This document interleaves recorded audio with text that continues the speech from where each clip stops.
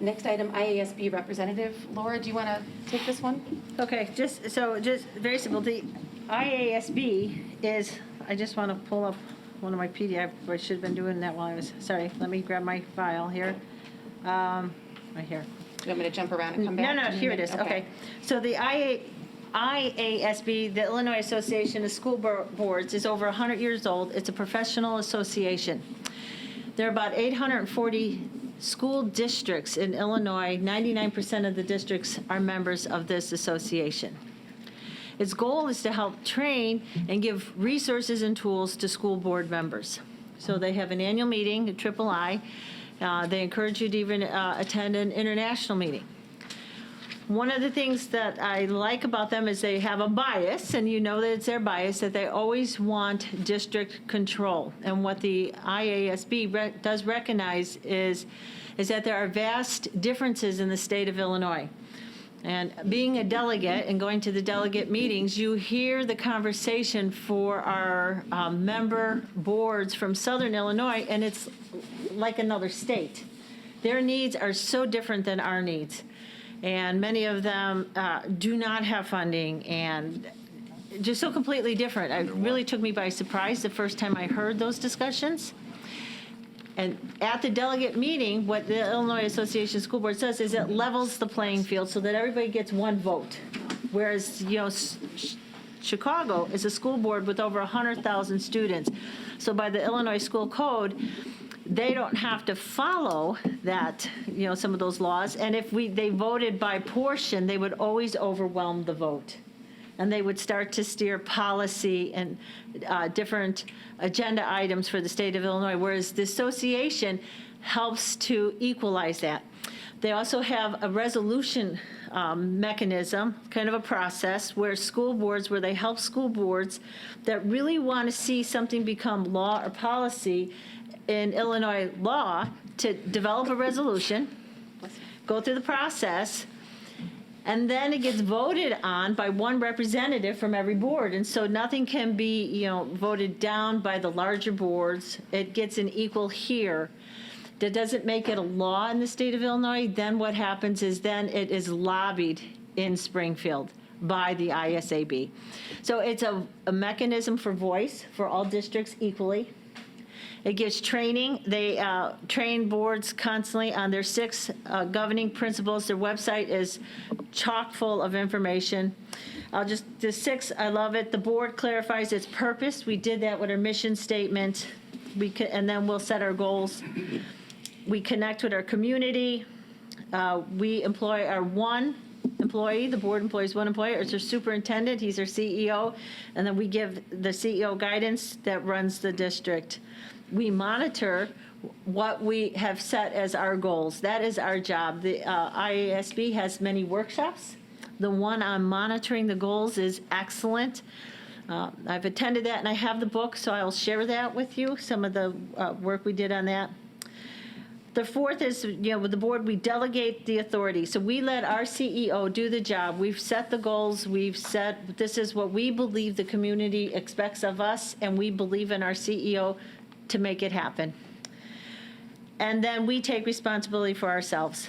And, we do this through the board. We're accountable. We follow the Open Meetings Act, and we have public comment, and we listen to our community in our mission statement. So what the person is, so that just gives you a brief introduction. On the website, you can see more. They do, searches for new superintendents, new principals. They did our policy manual. This district, about 12 years ago, we had our own policy manual.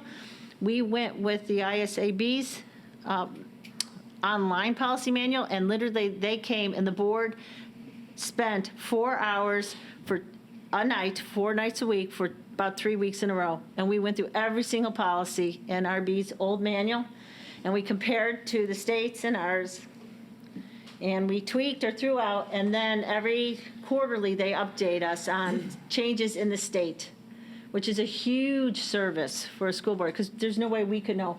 There's over 100 proposals that come to this Springfield every year.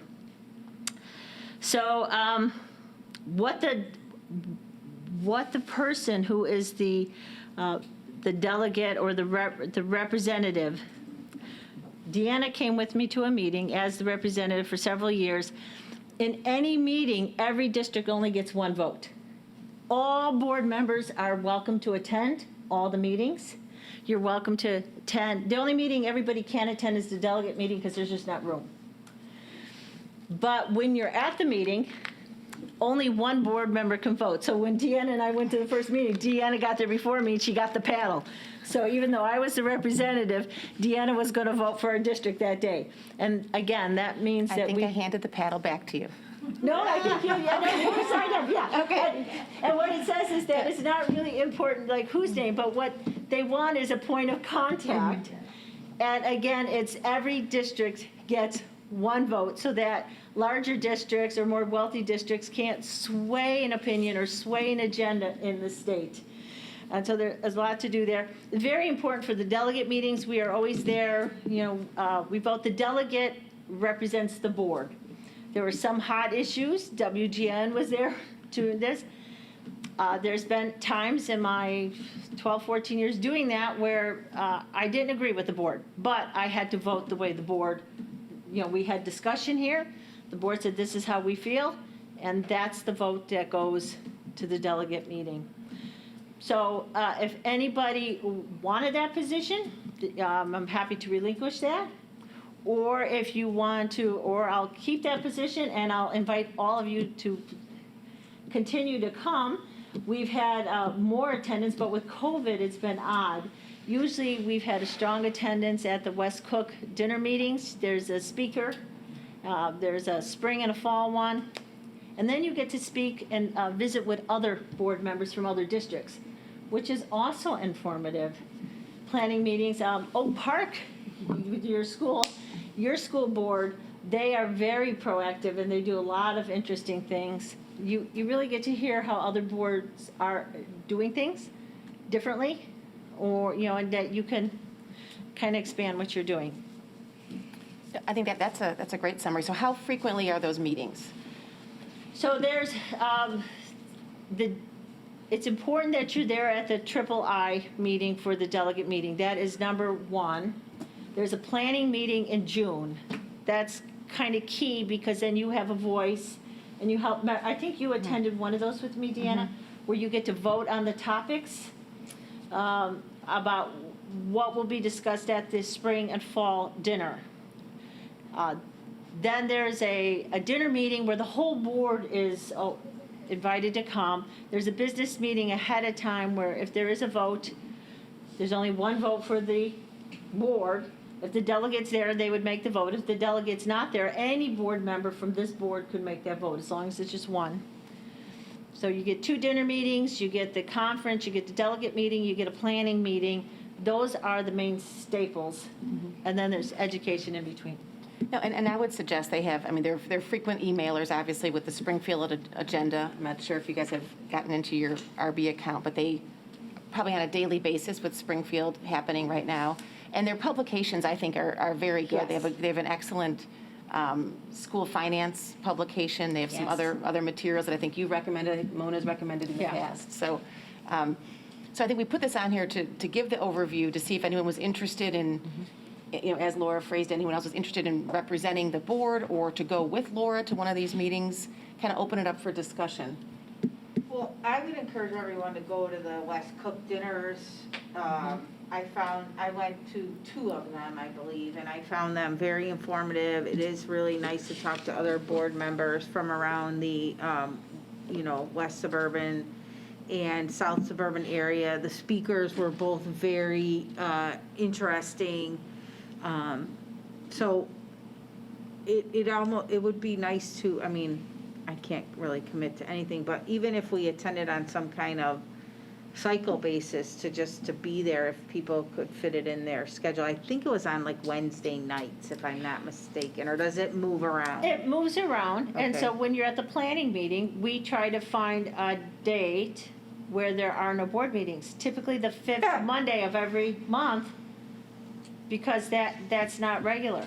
So Right. that's a good day. Whenever there's a 5th week, that day is because you can't schedule your board meeting on the 5th week. Only if you want to have Right. it once a year. Right, so, those days become desirable to have the dinner meetings. And again, the dinners, the entire board is really encouraged to come for the dinners because there's a speaker and you can mingle.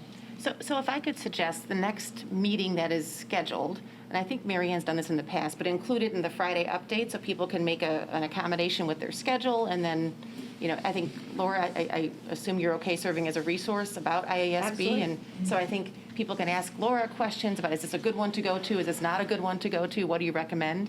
Is that an appropriate absolutely. path forward? Yeah, absolutely. Yeah. Okay. And I don't believe we need a vote to maintain you as the representative unless someone thinks that we should make that a formal position. But I think you've been the designee for some time. I think that makes Yeah, one sense of to the things, continue. the last thing is they do have like a master board. So if you're used to getting CEs, which you are, so I've gone through their master board program. I have the MORSAD, and I'm part of the leadership. I even forget what they even call it, but certain classes to take. That's a nice option. And as they come out with COVID, everything's been odd because when you have the opportunity to go in person, then you break out into small groups with other boards, and that is rich and really very. You learn quite a bit because you're with other people. So as we get more opportunity to go, even though you're not the delegate or representative, I would encourage to try and grab some of those CEs, grab some of that education.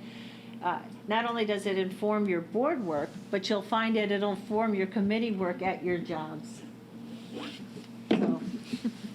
Any other questions for Laura on that? Thank you. That was actually very helpful.